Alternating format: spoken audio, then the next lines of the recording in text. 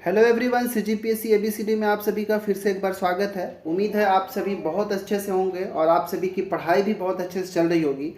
इस वीडियो के अंदर हम मैथ्स का जो कि हम सीरीज़ जो है पीछे छोड़े थे, जिसको हम हॉस्टल वार्डन के दृष्टि से बनाए थे, साथ ही साथ जो भी सीजी व्यापम का एग्ज़ाम है या सीजीपीएससी का एग्ज़ाम है, जहाँ पे जो ज्योमेट्री का 3D वाला पोर्शन होता है, 3 डायमेंशनल का त्रिविमीय वाला जो पोर्शन होता है, जिसमें हम घन, घनाभ, बेलन, गोला, इन सारे चीज़ों का क्वेश्चंस को हम एनालिसिस करते हैं, सॉल्व करते हैं, उसी का मैं सेकंड वीडियो लेकर आया हूँ। सेकंड नहीं, ये थर्ड वीडियो होगा, ठीक है, जिसके अंदर हम घनाभ पर आधारित प्रश्नों को देखेंगे, ठीक है। इससे पहले मैं ऑलरेडी वीडियोस अपलोड कर चुका हूँ, जिसमें मैंने घन यानी कि क्यूब और क्यूबॉइड पर आधारित, मतलब जितने भी इससे संबंधित फॉर्मूला कैसे बनता है, फॉर्मूला का यूज़ कैसे करना है, मैं वो बताया हूँ, ठीक है। तो एक फॉर्मूला वाला था एक वीडियो, अगर आप नहीं देखे हैं तो मैं रिक्वेस्ट करूँगा कि प्लीज़ जाके पहले आप उस वीडियो को देख लें, जिसमें मैंने घन घनाभ के बारे में सारे फॉर्मूला आपके लिए क्लियर कराया है, ठीक है। उसके बाद वीडियो आया जिसमें मैंने घन पर आधारित प्रश्नों को कराया है, और इस वीडियो के अंदर मैं टोटली घनाभ अर्थात क्यूबॉइड पर आधारित सारे प्रश्नों को कराऊंगा कि किस तरह के प्रश्न कैसे सॉल्व करना होता है। तो प्लीज़ आप अपने साथ कॉपी पेन निकाल के रखेंगे, और जो इम्पोर्टेंट क्वेश्चन होगा कि जिसको कैसे सॉल्व करना है उसको आप नोट डाउन करते चलेंगे, और कुछ क्वेश्चन आपको होमवर्क की तरह भी छोड़ दूंगा, जिसको आपको सॉल्व करने कमेंट बॉक्स में उसका आंसर बताना है, ठीक है। ये वीडियो किसी एक एग्जाम की दृष्टि से नहीं है, आप किसी भी एग्जाम की तैयारी करते हो, चाहे एसएससी का भी इवन हो, रेलवे का हो, बैंकिंग की तैयारी करते हो, या फिर सीजीपीएससी, सीसेट, या फिर किसी भी स्टेट पीसीएस की अगर आप तैयारी कर रहे हो, सीजी व्यापम तो है, सबके लिए यूजफुल होगा। तो चलिए शुरू करते हैं हम घनाभ पर आधारित प्रश्नों को। पहला प्रश्न आपके लिए इस तरह से है, ठीक है। तो पहले अगर आपकी तैयारी इसमें है तो आप वीडियो को पॉज करके खुद भी सॉल्व करेंगे, इसके बाद अपना आंसर को यहाँ पे मैच करेंगे। और जो लोग बिल्कुल नए हैं, जिसका बहुत वीक है ये वाला पोर्शन, तो आप देखेंगे कि इसको कैसे सॉल्व करना है। फॉर्मूला के लिए पूरा एक अलग से सेपरेट वीडियो बना हुआ है, जिसमें मैं घन और घनाभ के फॉर्मूला को कैसे निकालना होता है, बेलन का भी बताया हूँ, सब चीज़ का बताया हूँ, तो आप जाके देखिएगा, ठीक है। तो चलिए, ये क्वेश्चन जो पहला है आज का, कि एक घनाभ मतलब क्यूबॉइड का आयतन जो है 4800 घन सेंटीमीटर है। इस घनाभ की ऊंचाई 20 सेंटीमीटर है, ठीक है। तो घनाभ के आधार का क्षेत्रफल क्या होगा।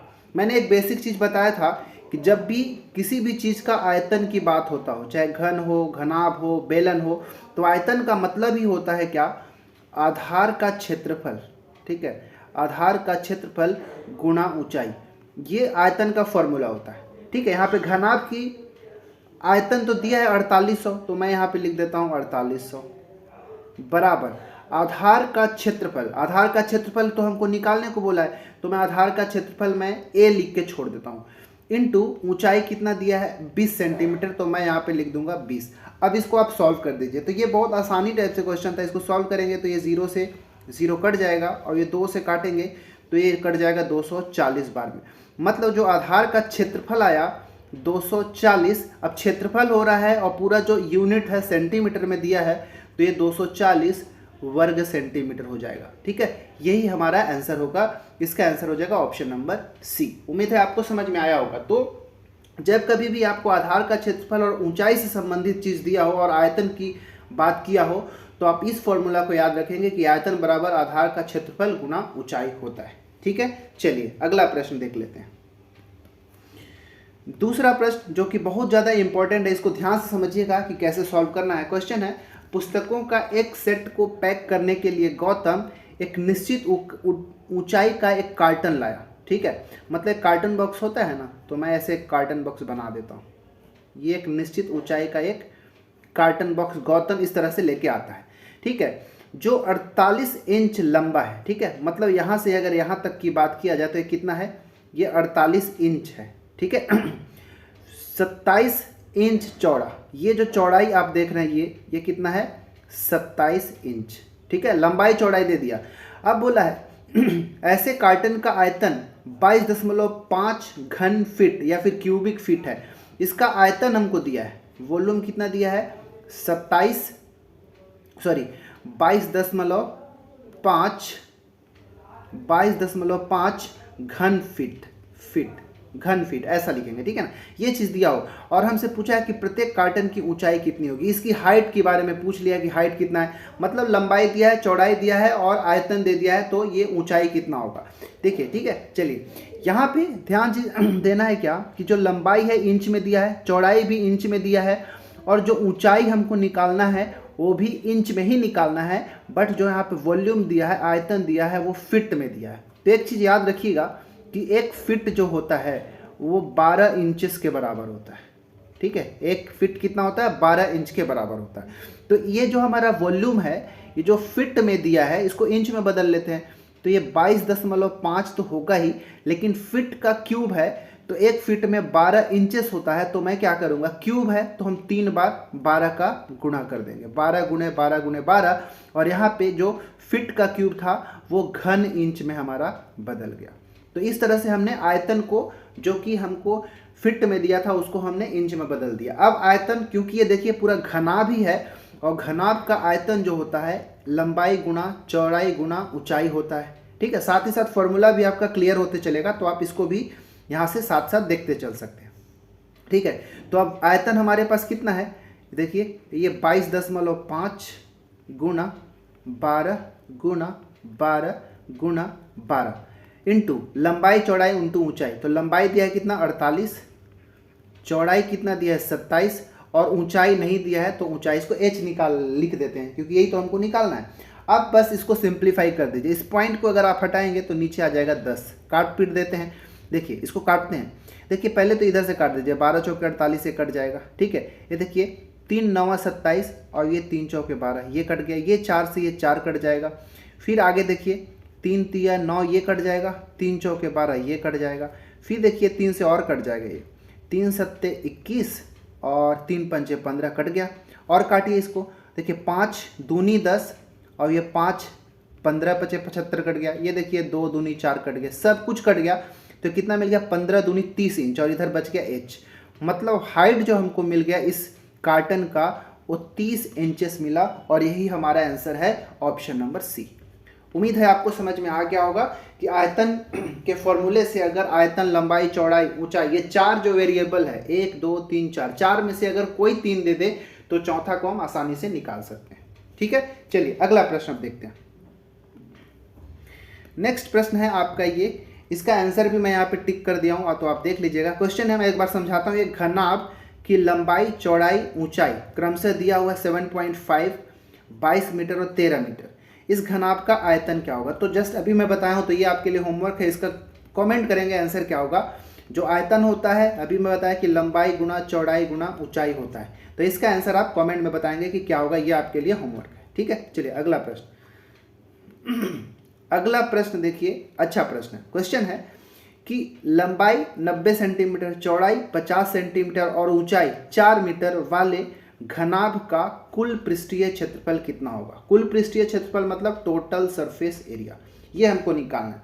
जब भी आपको सॉल्व करना होगा तो जो भी यहाँ पे डाटा देगा उसका आपको यूनिट को पता करना है, कि यूनिट को ध्यान से देखना है। तो यहाँ पे अगर लंबाई का यूनिट देखें तो सेंटीमीटर है, चौड़ाई का यूनिट कितना है, ये भी सेंटीमीटर में है, लेकिन ऊंचाई जो है मीटर में दिया है। तो हम क्यों ना इस मीटर को भी सेंटीमीटर में बदल लेते हैं, ठीक है। चलिए बदल लेते हैं, लेकिन एक चीज़ याद रखिएगा, लास्ट में जो हमको पृष्ठीय क्षेत्रफल निकालना है वो भी मीटर स्क्वायर में ही निकालना है।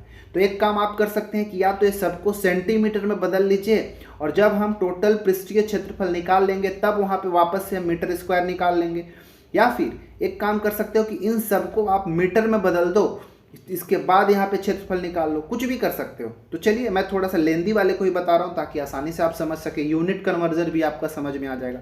तो इस जो हमारा ऊंचाई है 4 मीटर, इसको सेंटीमीटर में बदलेंगे तो 400 सेंटीमीटर हो जाएगा। क्यों, क्योंकि 1 मीटर में 100 सेंटीमीटर होता है, तो 4 मीटर में 400 सेंटीमीटर हो जाएगा। अब जो टोटल सरफेस एरिया, कुल पृष्ठीय क्षेत्रफल किसका, घनाभ का, फॉर्मूला क्या होता है भाई, तो ये होता है 2 into LB plus BH plus HL, ये होता है। ये सब फॉर्मूला आता कैसे, ये सब को मैं बहुत अच्छे से समझाया हूँ।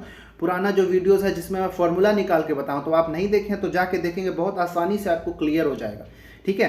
अब ये फॉर्मूला लगाना है तो टोटल सरफेस एरिया मिल जाएगा। चलिए तो मैं सेंटीमीटर में ही सबको अभी रख रहा हूँ, लास्ट में मैं मीटर स्क्वायर में बदल दूंगा। तो हमारा TSA अब हो जाएगा 2 इंटू लंबाई कितना है 90, तो 90 गुणा चौड़ाई कितना है 50, तो मैं 50 लिख दिया, प्लस चौड़ाई कितना है 50 गुणा ऊंचाई कितना है देखिए 400 मीटर, तो अब मैं यहाँ पे लिख दूंगा 400 मीटर, प्लस ऊंचाई 400 इंटू लंबाई कितना था 90, तो यहाँ पे हो जाएगा 90। तो हमने पूरा वैल्यू को यहाँ पे पुटअप कर दिया। अब इसको सॉल्व करते हैं।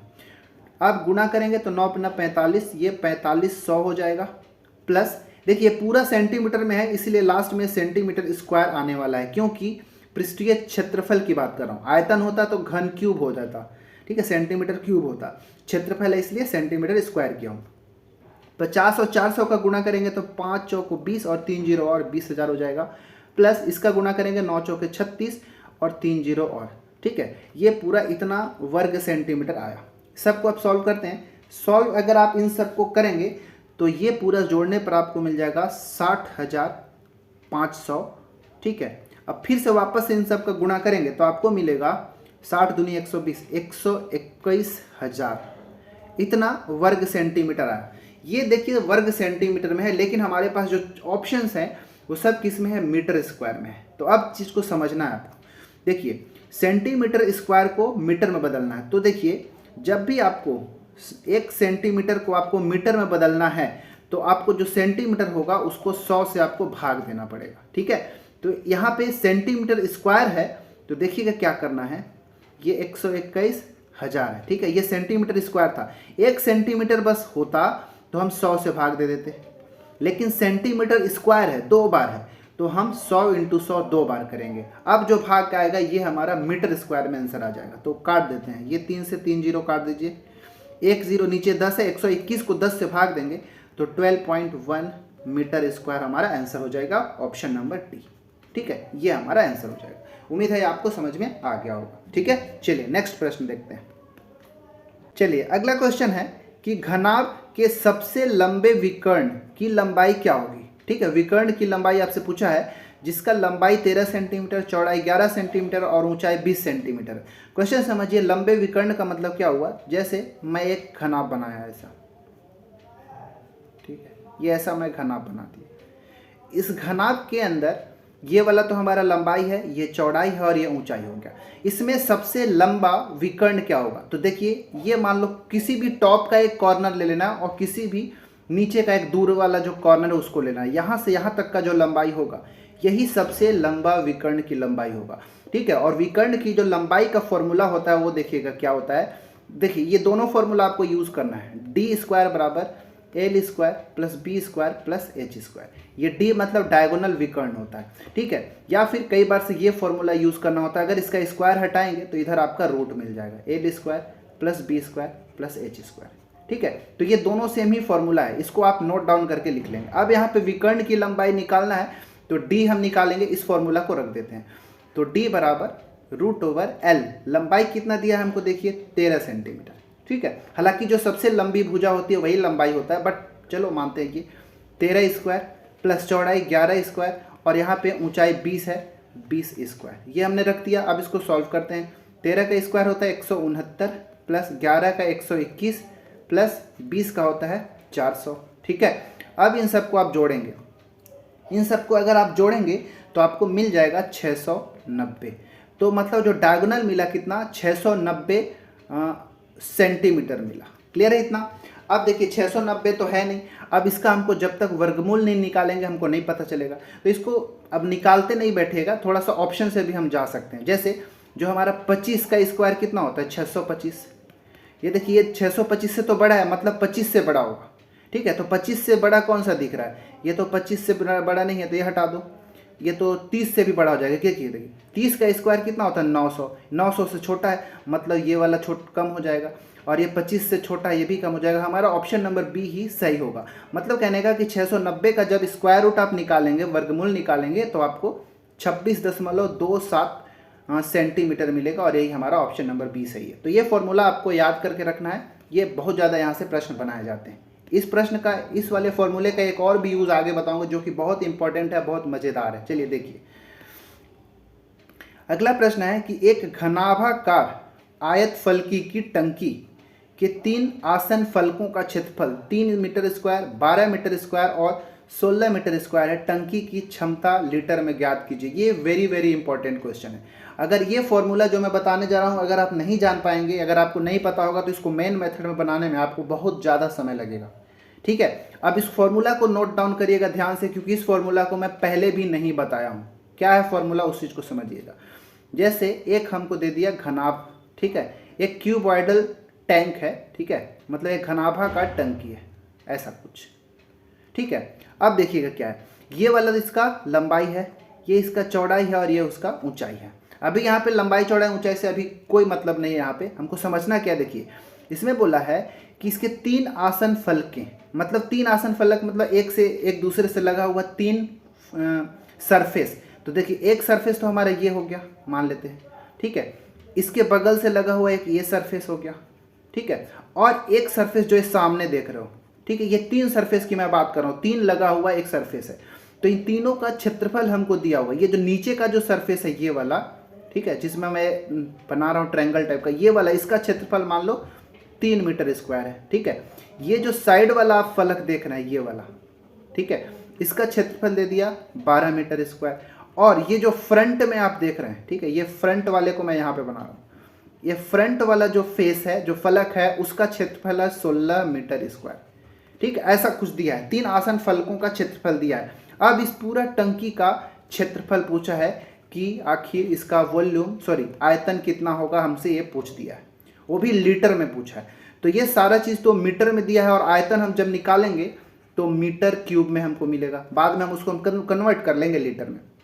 अब जब भी ऐसा केस दिया हो तो एक चीज़ समझिएगा, अब एक फॉर्मूला मैं बता रहा हूँ। मान लो कि जो पहला सतह है ये वाला, इसका क्षेत्रफल जो है x है, ठीक है, x इकाई है, x वर्ग इकाई है। जो दूसरा आसन ये वाला जो सतह है उसका मान लो y वर्ग इकाई है, ठीक है, और जो तीसरा ये सामने वाला फलक दिख रहा है इसका क्षेत्रफल मान लो z वर्ग इकाई, ऐसा कुछ दे दे, ठीक है। और अब पूछ दे आपका कि इसका क्षमता या फिर आयतन कितना होता है, तब इस केस में आयतन जो होता है √x into Y into Z, तीनों आसन फलकों के क्षेत्रफल का वर्गमूल जो होता है उसका आयतन देता है। उम्मीद है आपको ये समझ में आ गया होगा। तीनों आसन जो क्षेत्रफलों का इंटू मल्टीप्लाई करके गुणा करके जब उसका वर्गमूल निकाल देंगे तब यहाँ से हमको क्या मिल जाएगा, आयतन मिल जाएगा। उम्मीद है ये आपको समझ में आ गया होगा, बस इसी का यूज़ करना है हमको। तो ये वाला जो हमारा टंकी है उसका आयतन या क्षमता कितना होगा, x कितना हो गया भाई, एक जो हो गया मान लो 3 मीटर स्क्वायर, तो ये हो जाएगा 3 इंटू दूसरा दिया था 16 और तीसरा कितना दिया है हमको 12, तो ये हम ऐसे गुणा कर दिए। ठीक है, अब इसका वर्गमूल निकालेंगे। वर्गमूल कैसे निकालेंगे देखिएगा, तो ये 3 है, 16 को हम लिख देते हैं 4 गुना 4, 12 को लिख देते हैं 3 इंटू 2 इंटू 2, वर्गमूल अब जोड़ी बना देते हैं। तो देखिए 3 का एक जोड़ी मिल गया तो 3 एक तो बाहर निकाल दीजिए, 4 का एक जोड़ी मिल गया तो एक बाहर निकाल दीजिए और 2 का एक निकाल दीजिए, तो 3 चौके 12, 12 दूनी 24, 24 मीटर क्यूब हमको क्या मिल गया, इसका आयतन मिल गया। ठीक है, लेकिन क्षमता हमको लीटर में पूछा है, तो ये 24 मीटर क्यूब हमारा मीटर क्यूब में आया है। अब एक चीज़ को याद रखिएगा कि 1 मीटर क्यूब या 1 घन मीटर बराबर 1000 लीटर होता है। जब 1 घन मीटर बराबर 1000 लीटर है तो 24 घन मीटर बराबर कितना हो जाएगा, 24,000 लीटर। तो हमारा इसका आंसर क्या हो जाएगा, ऑप्शन नंबर बी सही हो जाएगा।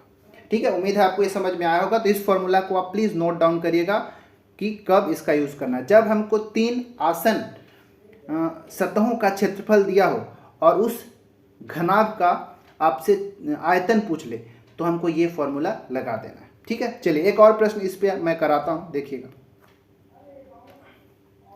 क्वेश्चन है कि एक घनाभ का आयतन 3600 घन सेंटीमीटर है, 2 आसन फलकों का क्षेत्रफल 225 वर्ग सेंटीमीटर और 144 वर्ग सेंटीमीटर है, तो दूसरे आसन फलक का क्षेत्रफल ज्ञात कीजिए। सेम वही चीज़ है। ठीक है, मतलब ये फॉर्मूला तो है हमारे पास x into Y into Z, ये तीनों आसन फलकों का क्षेत्रफल है। ये वाला चीज़ हमको दिया हुआ 3600, ठीक है, √, ये x है तो x के जगह मान लो ये 225 एक ठो मान लिए 225, y के जगह 144 मान लो, ठीक है, और z हमको नहीं दिया है तो इसी चीज़ को निकालना है। ठीक है, अब इसको सॉल्व करना है। तो बहुत ज़्यादा आसान है, कोई हार्ड है नहीं। अब कैसे निकाला जाए, तो ध्यान से देखिएगा इसको सॉल्व करने का तरीका ये है कि ये 3600 तो 3600 रहेगा बराबर 225 वर्ग के रूट के अंदर है, तो इसका जब वर्गमूल निकालेंगे तो 15 आ जाएगा बाहर, क्योंकि 25 का वर्गमूल 15 होता है। 144 का वर्गमूल 12 होता है, तो 12 बाहर आ जाएगा और ये जेड रूट के अंदर ही रह जाएगा, क्योंकि जेड का वर्गमूल हम यहाँ पे नहीं निकाल सकते। अब इसको काटिए, जब आप काटेंगे तो 12 तिया 36, 300 आ गया इधर। ये 15 से काटेंगे तो 15 दूनी 30, 20 आ गया इधर। मतलब रूट जेड का वैल्यू कितना मिल गया, 20 मिल गया। ठीक है, अब हमको जेड का वैल्यू निकालना है, तो दोनों साइड का अगर स्क्वायर कर देंगे, इधर का भी स्क्वायर और इधर का भी स्क्वायर, ठीक है, इधर का भी स्क्वायर, तो ये रूट हट जाएगा और बचेगा मात्र जेड, और 20 का स्क्वायर हो जाएगा कितना, 400 वर्ग सेंटीमीटर। और यही हमारा जो है तीसरा जो फलक नहीं दिया, तीसरा फलक का जो क्षेत्रफल नहीं दिया, तो वही आंसर होगा। ऑप्शन नंबर हमारा डी राइट आंसर हो जाएगा। ठीक है, उम्मीद है आपको ये समझ में आया होगा कि कैसे सॉल्व करना है। ठीक है, चलिए आगे प्रश्न। अगला है, बराबर आयतन वाले 3 घनों के सिरे से सिरे सटाकर आपस में जोड़ा जाता है। यदि घन का विकर्ण 6√3 सेंटीमीटर है, तो परिणामी घनाभ का पृष्ठीय क्षेत्रफल कितना होगा। मैं क्वेश्चन का थोड़ा सा आपको बताता हूं इसके बाद, क्योंकि टोटल कुल पृष्ठीय क्षेत्रफल पूछा है आपको, तो टोटल सरफेस एरिया, तो टोटल सरफेस एरिया घनाभ का क्या होगा आपको बताना है। इसमें क्वेश्चन क्या पूछे, जैसे एक घन मान लो ये है, ठीक है, ये पहला घन हो गया। इसके बाद दूसरा घन, इसी से हम एक और चिपका दिए, ठीक है,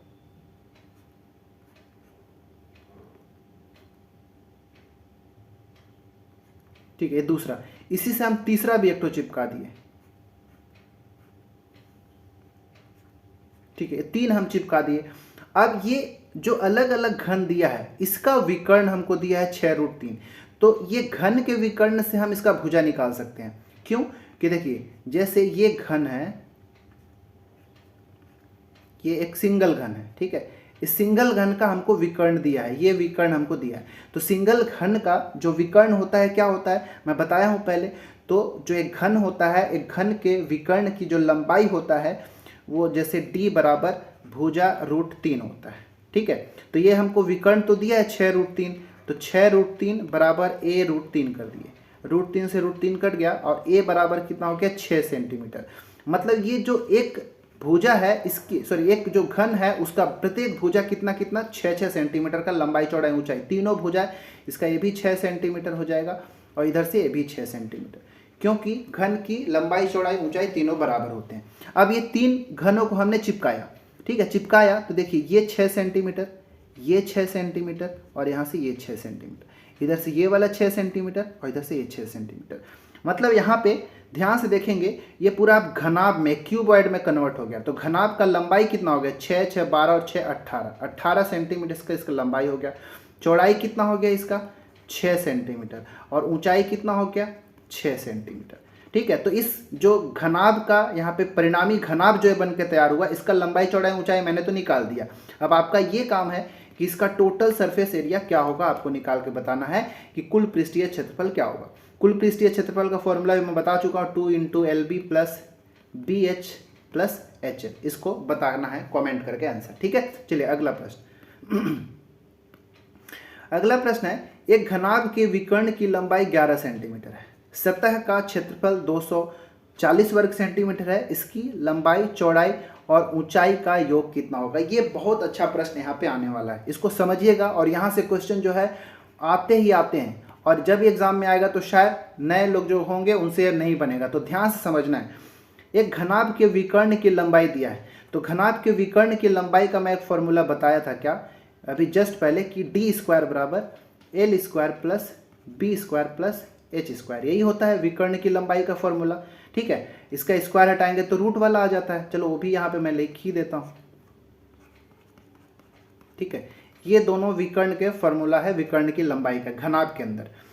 अब यहाँ से हमको क्या करना है, लंबाई चौड़ाई और ऊंचाई तीनों का योग निकालना है। तो अब अलजेब्रा में जाएंगे तो एक फॉर्मूला आपने देखा होगा क्या, L + B + H, ABC की जगह मैं LBH लिखता हूँ ताकि लंबाई चौड़ाई ऊंचाई हमारा बन जाए। इसका एक फॉर्मूला होता है L plus B plus H का स्क्वायर का एक फॉर्मूला होता है, क्या होता है देखिएगा, L square plus B square plus H square plus 2 into L B plus B H plus H L, ये हमारे पास एक फॉर्मूला होता है।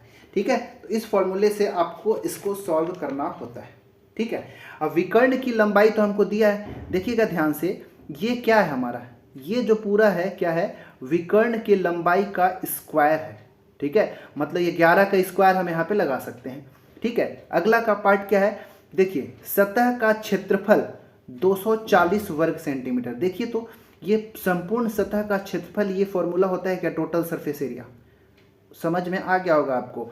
और हमको निकालना क्या है, लंबाई चौड़ाई और ऊंचाई का योग, मतलब एल बी एच, इस चीज़ को निकालना है। तो सब चीज़ आपको अब यहाँ पे दिया हुआ है, अब इसको सॉल्व कर देना है बस। ठीक है, तो L plus B plus H का स्क्वायर हो गया।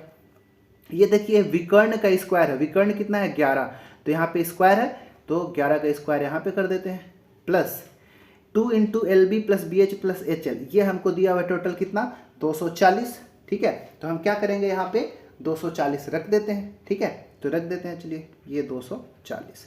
अब सॉल्व करिए, 11 का स्क्वायर हो गया 121 और ये हो गया हमारा कितना 240, इन दोनों को जोड़ेंगे तो मिलेगा आपको 361। मतलब कहने का L plus B plus H का होल स्क्वायर बराबर कितना आ गया 361। इसका जब आप स्क्वायर हटाएंगे तो L plus B plus H जो मिलेगा √361 मिलेगा। ठीक है, L plus B plus H का वैल्यू कितना 361। अब इसका वर्गमूल निकालेंगे तो लंबाई प्लस चौड़ाई प्लस ऊंचाई बराबर 361 का वर्गमूल होता है 19, और पूरा डाटा सेंटीमीटर में था तो 19 सेंटीमीटर हमारा आंसर होगा, ऑप्शन नंबर डी। तो ये फॉर्मूला बहुत ज़्यादा इंपॉर्टेंट है, आप नोट डाउन करके लिखिएगा। तो ये एल प्लस बी लंबाई चौड़ाई ऊंचाई का वर्ग हो गया, ये हो गया हमारा विकर्ण का वर्ग। तो मतलब इस फॉर्मूले को ऐसे समझ सकते हैं कि लंबाई चौड़ाई ऊंचाई का वर्ग बराबर होता है विकर्ण का वर्ग प्लस कुल पृष्ठीय क्षेत्रफल, टोटल सरफेस एरिया। ऐसे करके आप लिख लीजिएगा, क्योंकि यहाँ से प्रश्न आने का बहुत चांसेस बनता है। ठीक है, चलिए अगला प्रश्न आज का। अगला प्रश्न है कि 36 मीटर लंबाई 18 मीटर चौड़ाई और 9 मीटर ऊंचाई वाले एक घनाभ को पिघलाकर एक घन में बदल दिया गया, घन के विकर्ण की लंबाई ज्ञात कीजिए। देखिए प्रश्न बहुत इजी है, एक चीज़ को आपको हमेशा याद रखना चाहिए कि जब मान लो एक घनाभ है, ठीक है, एक घनाभ है, ये तो घन दिख रहा है, एक घनाभ मैं बनाता हूँ इधर, ठीक है, ये हमारा एक घनाभ बन गया। इस घनाभ को जब पिघला कर जब घन बनाते हैं, ये हमारा घनाभ हो गया, घनाभ, और इसको पिघलाए घन में। तो जब घनाभ को आप पिघला के घन के रूप में बदल देते हैं, घन का शेप दे देते हैं, तो इसमें आयतन कभी भी परिवर्तित नहीं होता, आयतन उतना ही होता है, जितना आयतन घनाभ का होगा उतना ही आयतन घन का भी होगा, इस चीज़ को याद रखिएगा। तो यहाँ पे जो घनाभ का आयतन होगा उसको हम घन के आयतन के बराबर कर देंगे। ठीक है, तो हमको घन का आयतन तो मिल जाएगा। अब घन का आयतन जब मिल जाएगा तो हम वहाँ से घन की भुजा निकाल के हम विकर्ण निकाल सकते हैं। ठीक है, तो चलिए अभी हम क्या करते हैं, घन का आयतन। ठीक है, तो हमारे यहाँ पे कंडीशन क्या होगा कि घन का जो आयतन हो जाएगा वो बराबर हो जाएगा किसके, घनाभ के आयतन के बराबर हो जाएगा। क्लियर है इतना? तो घन का आयतन का क्या होता है फॉर्मूला, घन का जो आयतन होता है वो होता है भुजा की घात 3। तो x मान लेता हूं तो x की घात 3, भुजा गुणे भुजा गुणे भुजा घन होता है, और घनाभ का लंबाई गुणे चौड़ाई गुणे ऊंचाई। तो मैं इसको ऐसे लिखता हूं x³ मतलब भुजा की घात 3 घन का आयतन हो गया बराबर लंबाई गुणा चौड़ाई गुणा ऊंचाई, ये घनाभ का आयतन। ठीक है, अब x³ बराबर लंबाई कितना है, देखिए 36 मीटर, चौड़ाई कितना है 18 मीटर, और ऊंचाई कितना है 9 मीटर। हो गया, अब इसको सॉल्व करिएगा। तो अब इसको हम घन यहाँ पे है तो हम घनमूल इसका निकालना होगा ना, तो इसको हम क्या करते हैं, स्प्लिट कर देते हैं। कैसे स्प्लिट करेंगे उस चीज़ को आप देखिएगा। जैसे जो 36 है इसको मैं ऐसे लिख देता हूँ 2 गुणा 9 लिख देता हूँ। ठीक है, 18 को मैं लिख देता हूँ 2 गुणा 9, और लास्ट में तो एक 9 है ही, क्योंकि अब घनमूल निकालना है तो 3 का जोड़ी बनाना होगा। तो देखिए 2 और 2 का भी एक 3 का जोड़ी बन गया, तो 1 तो 2 को यहाँ पे लिख दीजिए। 9 का भी एक जोड़ी 3 का बन गया, तो 1 2 3, तो यहाँ पे 9 भी एक लिख लीजिए। तो घनमूल मिल जाएगा 9 दूनी 18 सेंटीमीटर क्या मिल गया, ये घन की भुजा मिल गई। अब घन का विकर्ण निकालना है, तो घन का जो विकर्ण होता है भुजा √3, भुजा है कितना 18√3, 18√3 सेंटीमीटर हमारा विकर्ण की लंबाई हो गया घन का। यही वाला हमारा आंसर हो जाएगा। तो ये भी अच्छा प्रश्न था, इसको आप ध्यान से समझिएगा और बनाने की कोशिश करिएगा। नेक्स्ट प्रश्न है हमारा, ये भी अच्छा प्रश्न है। क्वेश्चन क्या है, ध्यान से पढ़िएगा। एक दीवार 22 मीटर लंबी, 9 मीटर ऊंची और 72 सेंटीमीटर मोटी बनाई गई है।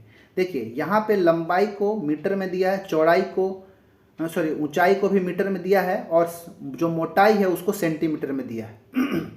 एक दीवार का 20% हिस्सा गारे से भरा हुआ है और प्रत्येक ईंट का माप 22 सेंटीमीटर, 12 सेंटीमीटर, 9 सेंटीमीटर है। दीवार बनाने के लिए आवश्यक ईंटों की संख्या क्या होगी? तो ऐसे प्रश्न जो है एग्जाम में बहुत देखने को मिलते हैं, तो आप इसको ध्यान से देखिएगा। देखिए अब इसको समझिएगा। पहली बात तो क्या कि पूरा 100% जो दीवार है वो ईंटे से नहीं बना है। पूरे दीवार का 20% भाग है जो गारे से बना हुआ है। सीमेंट, ईंटा, बालू, सीमेंट हो गया, बालू हो गया, गिट्टी हो गया, ये सारे चीज़ से मिलकर बना हुआ है। 80% मतलब पूरा जो हमारा घनाभाकार जो दीवार है उसका 20% हिस्सा गारा से बना है, तो 80% हिस्सा जो है वो ईंटे से बना होगा। तो ईंट से बना हुआ जो आयतन होगा उस चीज़ को हम निकाल सकते हैं, बिल्कुल निकाल सकते हैं। देखिएगा कैसे। तो पहली बात तो जो हमारा दीवार होगा वो घन के आकार होगा, तो दीवार का आयतन कितना होगा? तो देखिए आयतन लंबाई गुणे चौड़ाई गुणे ऊंचाई, तो 22 मीटर है। इसको मैं सेंटीमीटर में बदल देता हूं, तो 22 × 100 हो जाएगा। ऊंचाई कितना है 9 मीटर, तो ये 9 × 100 कर दूंगा, ये भी सेंटीमीटर में बदल जाएगा। इनटू जो मोटाई है वो तो ऑलरेडी 72 में दिया है, तो ये हमारा हो गया। लंबाई गुणे चौड़ाई गुणे ऊंचाई, तीनों का गुणा कर दिए, तो ये हमारा ये वाला पार्ट को अगर देखोगे तो पूरा दीवार की ऊंचाई, पूरा दीवार का आयतन हो गया। इसमें ईंटा और गारा दोनों मिला हुआ है। लेकिन अगर हम गारे को हटा दें, ठीक है, तो केवल ईंट का आयतन कितना होगा? तो इस पूरे का 20% गारा था, तो जो 80% मतलब 80/100 ये जो पार्ट बच गया वो क्या है? केवल ईंट का आयतन आ गया। ठीक है, ईंट का आयतन हमारा इतना पार्ट आ गया। ठीक है, अब इसको थोड़ा काट पीट के चाहे तो छोटा भी कर सकते हैं, कोई दिक्कत नहीं है। ये 0 से 0 काट दिया, इस 0 से इस 0 को काट दिया। मतलब ईंट का अगर आयतन देखा जाए, कुल ईंटों का मिला के जो आयतन है वो कितना बचा? देखिए 22 × 100 मतलब 2200, 9 × 10 मतलब क्या क्या बच गया भाई? ये हो गया 90 बचा, और यहाँ पे बच गया हमारे पास 72 और 8। ये पूरे संपूर्ण जितने भी ईंट लगे हैं सारे ईंटों को मिला के ये आयतन जो है इतना घन सेंटीमीटर बना है। यहाँ तक किसी को कोई डाउट नहीं होना चाहिए। ठीक है, चलिए अब देखिए। अच्छा, अब एक ईंट का आयतन कितना होगा? तो एक ईंट का लंबाई 22 सेंटीमीटर, चौड़ाई 12 सेंटीमीटर और ऊंचाई कितना? 9 सेंटीमीटर। देखिए अब यहाँ पे समझिएगा, एक ईंट का आयतन कितना हो जाएगा? तो 22, क्योंकि ये भी तो घनाभ के आकार का ईंट होता है, तो ये भी लंबाई गुना चौड़ाई गुना ऊंचाई होगा, तो 22 × 12 × 9 एक ईंट का आयतन। अब हम ये मान के चलते हैं कि एक ईंट नहीं है, कितने n ईंट है, तो जब एक ईंट का आयतन इतना होगा तो n ईंटों का आयतन कितना होगा? तो हम n का गुणा कर देंगे। ये पूरा हमारा ईंटों की आयतन हो गया। एक ईंटा में पूरे नंबर ऑफ ईंट से गुणा कर दिए तो पूरा। लेकिन ये किसके बराबर है? ये पूरा ईंटों के आयतन के बराबर है। तो ये 2200 × 90 × 12 × 8।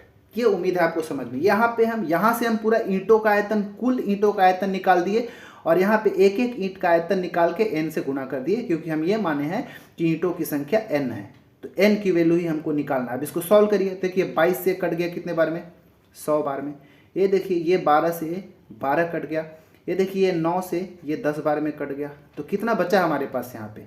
इस पूरे को अगर आप ध्यान से देखें तो हमारे पास बच गया है 8, 10 और 100। ठीक है, एक चीज़ यहाँ पे देखिए, ये 72 है, 12 नहीं, ये टोटल जो है हमारा 72 है। तो ये जो हमने 12 से काटा था, तो 12 छंग 72, 6 बार में कटेगा।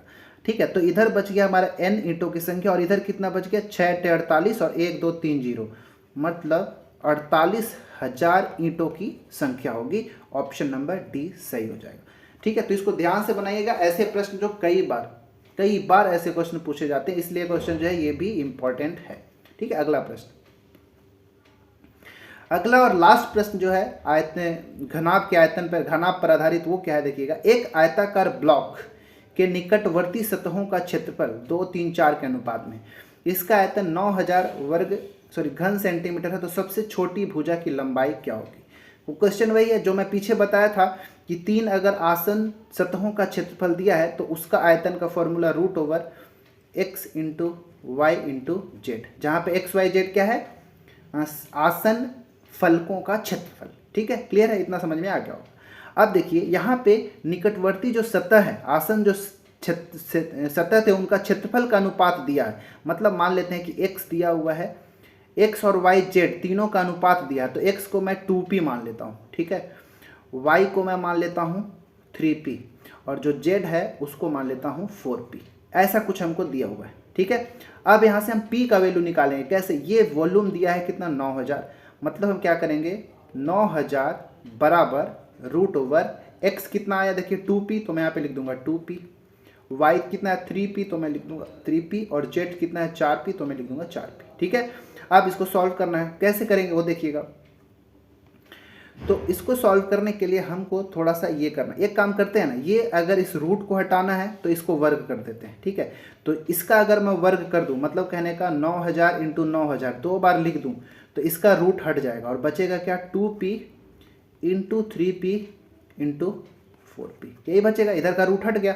अब यहाँ पे इसको आप काट पीट सकते हैं, जैसे भी काटें काट सकते हैं। जैसे देखिए कैसे काटें, तो पहले तो इसको और सिंप्लीफाई कर देता हूँ। कैसे, इसको मैं लिख देता हूँ 9000 × 9000 बराबर, देखिए 2 तिया 6 चौके 24, ठीक है, 24, और p 3 बार है तो p का क्यूब हो जाएगा। इतना तो सबको समझ में आ गया होगा। अब इसको काटते हैं, कैसे काटेंगे, अगर मान लो 6 से काटता हूँ तो 6 चौके 24, और इसको 6 से काटेंगे तो 15 चिक्का 90 होता है, ठीक है, मतलब ये 1500 हो गया। इसको और 4 से काट देंगे तो ये कट जाएगा कितने बार में, 375 बार में। ठीक है, p क्यूब मतलब p क्यूब, p का घन बराबर आया 9000 × 375। जब गुणा करेंगे तो आपको मिलेगा 33, 75 और 3 0, और p का घन बराबर 33, 75, 000। अब जब इसका घनमूल निकालेंगे, मतलब p का घन को हटाएंगे तो इधर हमारा घनमूल हो जाएगा, ये हो जाएगा 33, 75, 000। इसका जब आप घनमूल निकालेंगे तो p का वैल्यू मिलेगा ये 0 और इसका 15, ठीक है, 150। p का वैल्यू मिल गया 150।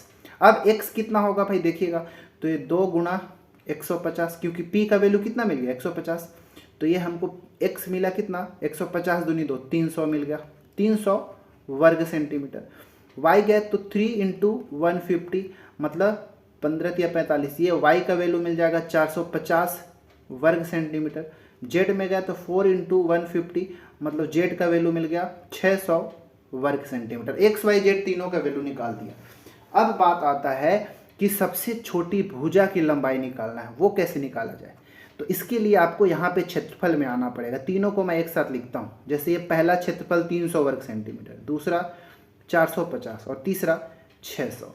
अब यहाँ पे क्योंकि कैसे निकाला जाए, यहाँ से उस चीज़ को समझने के लिए आपको क्या करना है, इस सबको स्प्लिट करना है, ठीक है। क्योंकि जो क्षेत्रफल होता है लंबाई गुणा चौड़ाई, क्योंकि जो घनाभ है, घनाभ की जो भुजाएं होती है, सतह जो होते हैं वो आयताकार शेप में होते हैं। मतलब ये भी एक तरह का आयत का क्षेत्रफल है, ये भी आयत का क्षेत्रफल और ये भी आयत। इसको तोड़ते हैं ऐसा कि LB, BH और HL के फॉर्म में निकल जाए।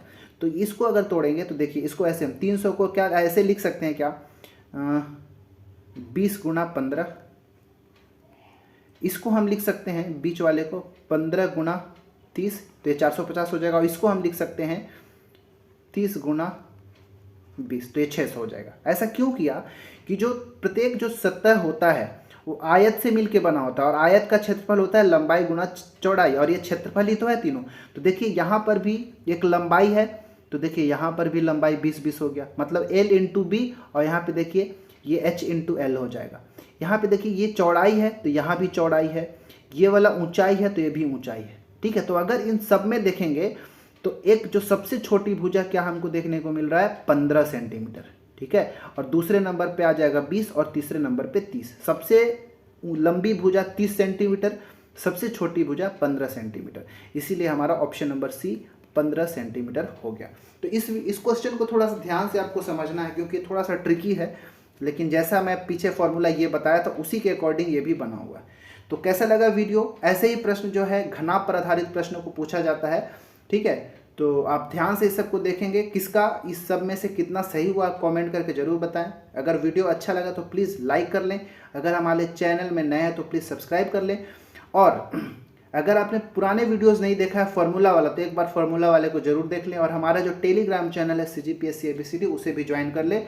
वहाँ पर हम सब मिलकर सभी तरह के प्रश्नों का जो डाउट होता है उसको सॉल्व करते हैं। PDF वहाँ भी अवेलेबल कराया जाता है आपके लिए, कुछ वैकेंसीज आते हैं तो उसके लिए नोटिफिकेशन, सारा चीज़ वहाँ पे हम आपस में बात करके सॉर्ट आउट करते हैं। मिलते हैं अगले वीडियो में। इस वीडियो में इतना ही, धन्यवाद।